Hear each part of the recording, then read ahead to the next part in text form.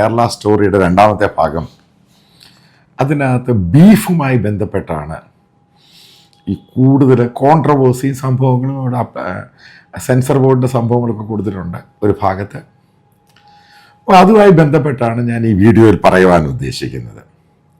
ആദ്യം എൻ്റെ അഭിപ്രായം പറയാം. എമ്പുരാൻ എന്ന സിനിമയ്ക്ക് പ്രദർശന അനുമതി കൊടുത്തിട്ടുണ്ട് എങ്കിൽ ഈ പറയുന്ന കേരള സ്റ്റോറി 2 എന്ന് പറയുന്നത് പ്രദർശന അനുമതി കൊടുക്കണം. അതതിൻ്റെ മാന്യത എന്ന് പറയുന്നത്. കാരണം ജനങ്ങൾ കാണട്ടെ, ഒന്നും ഒളിച്ചു വെക്കേണ്ട ആവശ്യമൊന്നുമില്ല. Let see every one what exactly this movie. ആ അഭിപ്രായക്കാരനാണ്. കാരണം ജനങ്ങൾ കാണട്ടെ, ഇന്നത് സെൻസറിൻ്റെ ആവശ്യമൊന്നുമില്ല. Let them see. കൊച്ചുകുട്ടികൾ ഇങ്ങനെ മറ്റുള്ള സംഭവങ്ങളുമായി ബന്ധപ്പെട്ട് എന്താണ് ഈ സ്റ്റോറി ടെല്ലർ പറയാൻ ഉദ്ദേശിക്കുന്നത്, ആ സംഭവങ്ങൾ കാണിക്കട്ടെ. ഇനി രണ്ടാമത്തെ ഒരു ഭാഗം. ഞാൻ മലയാളിയാണ്, ഇത് കേൾക്കുന്ന അധികം പേരും മലയാളികളാണ്. നമ്മളെല്ലാം ബീഫ് കഴിക്കുന്നവരാണ്. അതായത് കേരളത്തിൻ്റെ എൻ്റെ ഒരു സർവേയുടെ കണക്കനുസരിച്ച് പറഞ്ഞു കഴിഞ്ഞപ്പോൾ ഏകദേശം കേരളത്തിലുള്ള നോൺ വെജ് കഴിക്കുന്നവരിൽ, അത് ഞാൻ ഈ പറയുന്ന നോൺ വെജ് കഴിക്കുന്നവരിൽ 60 മുതൽ 70% പേരും ബീഫ് കഴിക്കുന്നവരാണ് കേരളത്തിൽ. ഇതാണ് ഞാൻ കേരളം സ്പെസിഫൈ ചെയ്യുക. നോൺ വെജ് കഴിക്കുന്നതിൽ 60% മുതൽ 70% വരെ ബീഫ് കഴിക്കുന്നവരാണ്. എൻ്റെ രണ്ടാമത്തെ പാർട്ട്, കേരളത്തിൽ നോൺ വെജ് കഴിക്കുന്നവരുടെ വീടുകളിൽ ഏകദേശം 50% പേരുടെ വീടുകളിലും ഈ പറയുന്ന ബീഫ് ഉണ്ടാക്കാറുണ്ട്, അതായത് കുക്ക് ചെയ്യാറുണ്ട്. ഇതാണ് രണ്ട് പ്രധാനപ്പെട്ട പോയിന്റ്. അപ്പം അതിൻ്റെ അത് ബന്ധപ്പെട്ട BJPയുടെ ലീഡർ രാജീവ് ചന്ദ്രശേഖരൻ്റെ അഭിപ്രായം, അതേപോലെ തന്നെ നിങ്ങൾക്കറിയാം പഴയ BJPയുടെ പ്രസിഡന്റ് സുരേന്ദ്രൻ, അദ്ദേഹവുമായി ബന്ധപ്പെട്ട ബീഫ് കറി അത് ഉള്ളിക്കറിയായി മാറിയ സംഭവങ്ങൾ വേറൊരു ഭാഗത്ത്.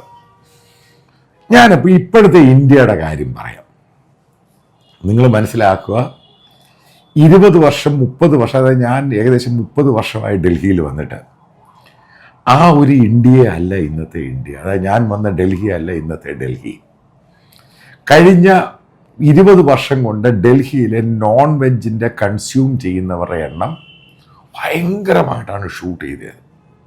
എൻ്റെ മകൾ ഇവിടുത്തെ യൂണിവേഴ്സിറ്റി പഠിക്കുകയാണ്, ഡൽഹിയിൽ സെൻട്രൽ യൂണിവേഴ്സിറ്റി പഠിക്കുകയാണ്.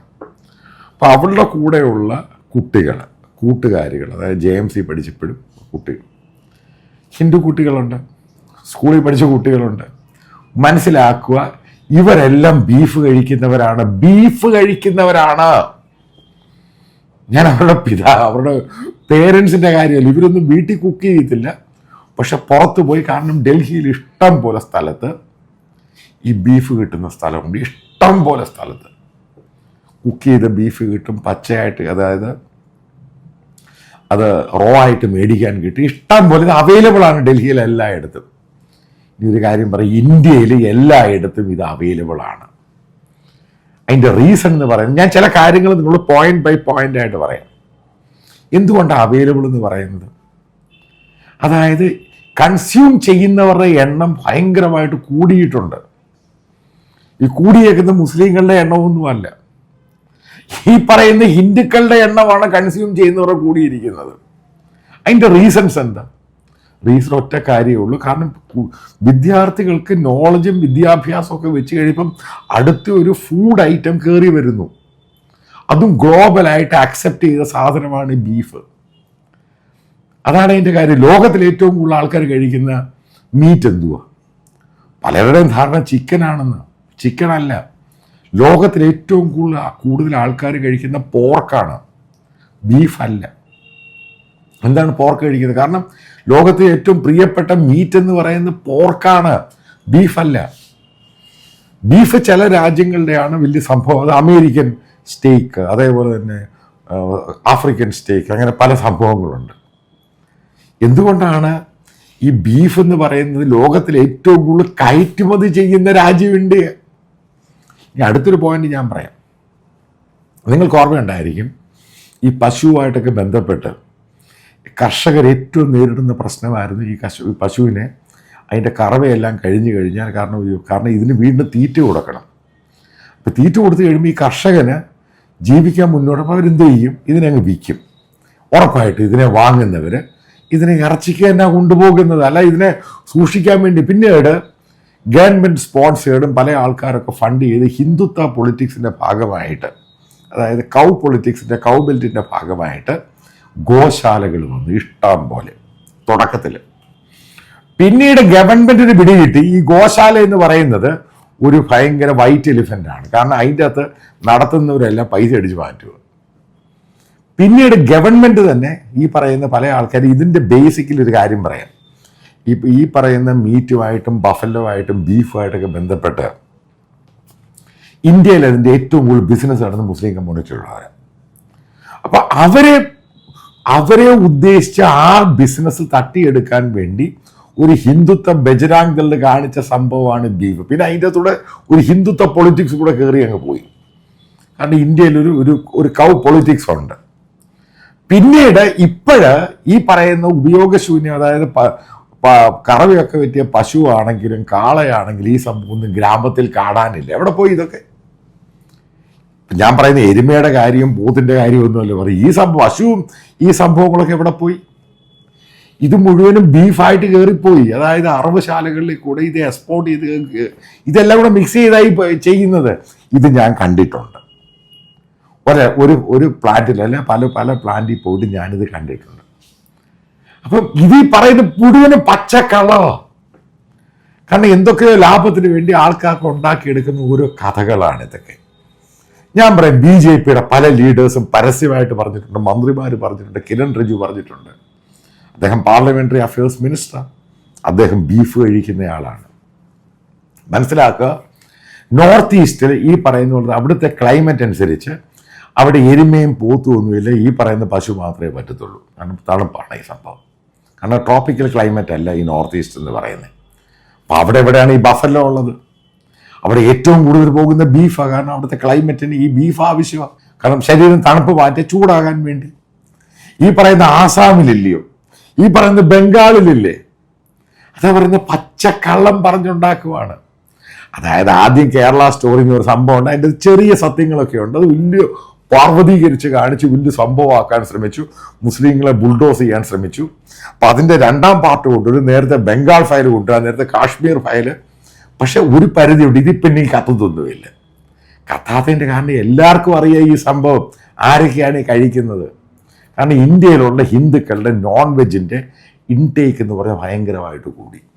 ഒരു സ്പെസിഫിക് കമ്മ്യൂണിറ്റിക്കെതിരെ ടാർഗറ്റ് ചെയ്യാൻ വേണ്ടിയാണെന്ന് പറയാം. പിന്നെ ഇഷ്ടം പോലെ കൺവേർഷൻ നടക്കുന്നുണ്ട്. അതായത് ബാക്ക്വേർഡ് ക്ലാസ് നേരത്തെ, അതായത് ഇന്ത്യയുടെ ദളിറ്റ്സ് ആണെങ്കിലും ഈ ആദിവാസികളും പണ്ട് പോലെ ബീഫ് കഴിക്കാറുണ്ട്. ഇപ്പോഴും ഇതുപോലെ പണ്ട് പോലെ കഴിക്കാറുണ്ട്. കാരണം വില കുറച്ചും കിട്ടുന്ന ഒരു പ്രോട്ടീനാണ് അവർക്ക് ബീഫ്. അവർക്ക് ഈ പറയുന്ന മട്ടനും ചിക്കനും ഒന്നും താങ്ങാൻ പറ്റത്തില്ല, അവരത് കഴിക്കുന്നുണ്ട്. അപ്പം അതിൻ്റെ അകത്ത് ഒത്തിരി പേര് കൺവേർട്ടായ ക്രിസ്ത്യാനികളായി കഴിയുമ്പോൾ ഇതൊരു വലിയ ഉത്സവം പോലായി. ഇതേ ഉള്ളൂ അതിൻ്റെ കാരണം. അല്ലാതെ നിങ്ങൾ ഈ ഉദ്ദേശിക്കുന്ന ഇവരുണ്ടാക്കിയെടുക്കുന്ന ഹിന്ദുത്വ രാഷ്ട്രീയത്തിൻ്റെ ഒരു ഭാഗമായിട്ട് കേരള സ്റ്റോറീസ് 2 അതിനകത്ത് ബീഫ് ഇങ്ങനെ വായിക്കാത്ത കുത്തിക്കയറ്റുന്ന സംഭവം, ഇത് കേരളത്തിൽ ബാക്ക്ലാഷ് ആകും ഉറപ്പായിട്ട്. കാരണം കേരളത്തിലെ ഹിന്ദുക്കൾ നല്ല ശതമാനം ബീഫ് കഴിക്കുന്നവരാണ്. അപ്പം അവർക്ക് ഈ സംഭവം പറയാം, ആരുടെയും വായിക്കാത്തോട് കുത്തിയൊന്നും കേട്ടിട്ടൊന്നുമില്ല. സിനിമയ്ക്ക് വേണ്ടി ചെയ്തതാണ്, ജനങ്ങളെ പ്രകോപിപ്പിക്കാനും തമ്മിലടിപ്പിക്കാനും വേണ്ടി ചെയ്തതാണ്. ഇതാണ് നടക്കുന്ന രാഷ്ട്രീയം. രാഷ്ട്രീയത്തെ രാഷ്ട്രീയമായിട്ട് കാണുക, സിനിമയെ സിനിമയായിട്ട് കാണുക. ഇതാണ് മനസ്സിലാക്കേണ്ടത്. ഇതേപോലെയുള്ള വൃത്തികെട്ട ഗെയിമുകൾ ഓരോന്ന് ഇറക്കിക്കൊണ്ട് ഇത് കേരളത്തെ ടാർണിഷ് ചെയ്യാൻ വേണ്ടിയാണ് ഉദ്ദേശിക്കുന്നത്. ഇതോടുകൂടി കേരളത്തിൻ്റെ വാല്യൂ വളരെ ലോകത്തിൻ്റെ മുമ്പിൽ വലിയ സംഭവമായിട്ട് മാറി ഇന്ത്യയിൽ. കാരണം കേരളം വളരെ മോഡറേറ്റാണ്, എല്ലാവരും ഇരുന്ന് ബീഫ് കഴിക്കുന്നവരാണ്, അതിൻ്റെ അത് ജാതിയും മതവും ഒന്നുമില്ല. അപ്പം ഇങ്ങനൊരു സംഭവം കേരളം മലയാളികൾക്കൊക്കെ അറിയാം. ഒരു പെൺകുട്ടിയുടെ വായിലോട്ടും ബീഫിനെ തള്ളി കയറ്റുന്നൊന്നുമില്ല, ആ ടീച്ചറിൽ കാണിക്കുന്ന പോലെ. അതായത് ഇത് BJPക്ക് തന്നെ വലിയ അടി കിട്ടാൻ പോവാണ് ഈ കേരള സ്റ്റോറി 2 എന്ന് പറയുന്നത്. കാരണം നിങ്ങളിതിനെ ന്യായീകരിക്കും തോറും ഈ സംഭവം യഥാർത്ഥ മലയാളി ഹിന്ദുക്കളായ മലയാളികൾക്കും BJPക്ക് വോട്ട് ചെയ്യുന്ന മലയാളികൾക്ക് പറയുന്നത് കള്ളത്തരമാണ്. കാരണം അവരൊരിക്കലും വിശ്വസിക്കത്തില്ല. ഈ പറയുന്ന ഹിന്ദുക്കളായിട്ടുള്ള BJP സപ്പോർട്ടേഴ്സ് ഗ്ലോബലായിട്ട് എല്ലായിടത്തും ഇല്ലേ, വിദേശ അറബ് രാജ്യങ്ങളിലില്ല, അവർക്കൊക്കെ ഇത് വിശ്വസിക്കാൻ സാധിക്കുമോ? ഇത് ആർക്കാ വിശ്വസിക്കും? പൊട്ടം മാറി വിശ്വസിക്കും. ഒരു വിദ്യാഭ്യാസവും ഇല്ലാതെ ലോകത്തെ ഒന്നും അറിയാത്ത ഈ പറയുന്ന ചാണക സംഘികൾ മാത്രമേ ഇത് വിശ്വസിക്കത്തുള്ളൂ. അത് നോർത്ത് ഇന്ത്യയിലുള്ളവർ, അത് ബാക്കിയുള്ള സൗത്ത് ഇന്ത്യക്കാർ ഇത് വിശ്വസിക്കത്തൊന്നുമില്ല. അവർക്കറിയാം ബീഫ് ഉണ്ടാക്കാൻ പോകും. അതുപോലെ ബോധമുള്ള എല്ലാ ഹിന്ദുക്കൾക്കും അറിയാം ബീഫ് അവർ കഴിക്കുന്ന സാധനമാണ്. ഇത് ഗ്ലോബൽ അക്സെപ്റ്റഡ് ആയിട്ടുള്ള സാധനമാണ്.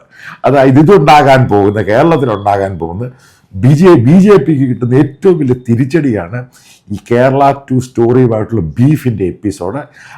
അതോടുകൂടി അവിടെയുള്ള പല ആൾക്കാർക്കും അതിനെ വോട്ട് ചെയ്യാനുള്ള സെൻറ്റിമെൻറ്റ്സ് ഉള്ളവർക്കും പിടികിട്ടും ഇത് കള്ളത്തരം, കബളിപ്പീരും കപടതയാണ്. ഇത് നിർത്തിയേ മതിയാകത്തുള്ളൂ. അതുകൊണ്ടാണ് ഞാനിത് പറഞ്ഞത്. ഈ ഫിലിം മലയാളികളെല്ലാം കാണണം. കണ്ടു കഴിഞ്ഞാൽ അവർ തന്നെ വിലയിരുത്തും എത്രമാത്രം കപടതയാണിത് പറയുന്നത്. കാരണം ഒരു കാര്യം പറയാം, മലയാളി എന്ന രീതിയിൽ ഞാൻ അഭിമാനിക്കുന്ന ഒരാളാണ് പൂർണ്ണമായിട്ടും. കാരണം ഒരു നോർത്ത് ഇന്ത്യ ജീവിക്കുന്ന എനിക്കറിയാം, നോർത്ത് ഇന്ത്യക്കാരൻ്റെ ബോധവും ഒരു മലയാളിയുടെ ബോധവും, നമ്മുടെ ഒരു ഹൈജീനും നമ്മുടെ ബോധവും നമ്മുടെ യൂണിവേഴ്സൽ തോട്ടും ഒരു നോർത്ത് ഇന്ത്യക്കാരനുമില്ല. അതുകൊണ്ട് ഞാൻ അഭിമാനിക്കുന്ന ഒരുത്തൻ തന്നെയാണ്. കാരണം മലയാളിയായിട്ട് ജനിച്ചു. നമുക്ക് പല പ്രശ്നങ്ങളൊക്കെ ഉണ്ട്, പക്ഷേ മലയാളി എന്ന രീതിയിൽ എനിക്ക് അഭിമാനം തന്നെയാണ്. കാരണം നമ്മൾ ഈ അന്ധവിശ്വാസത്തെ വിശ്വസിക്കുന്നവരല്ല വലിയൊരു വിഭാഗം. അതൊരു വളരെ പോസിറ്റീവാണ്. നമ്മൾ ഒരുമിച്ചാണ് ജീവിക്കുന്നത്. അപ്പോൾ ഇതേപോലെയുള്ള കപടതകളൊക്കെ തുറന്നു കാട്ടുവാൻ ഇതേപോലെയുള്ള സിനിമകൾ വരട്ടെ, ജനങ്ങൾ കാണട്ടെ, ജനങ്ങൾ വിശ്വസിക്കട്ടെ എന്താണ് യഥാർത്ഥ സത്യം. അത് തന്നെയാണ്, അത് BJPക്ക് തന്നെയാണ്, അതായത് ഈ വലതുപക്ഷ രാഷ്ട്രീയത്തിന് തന്നെയാണ് ഏറ്റവും തിരിച്ചടിയാകാൻ പോകുന്നത്.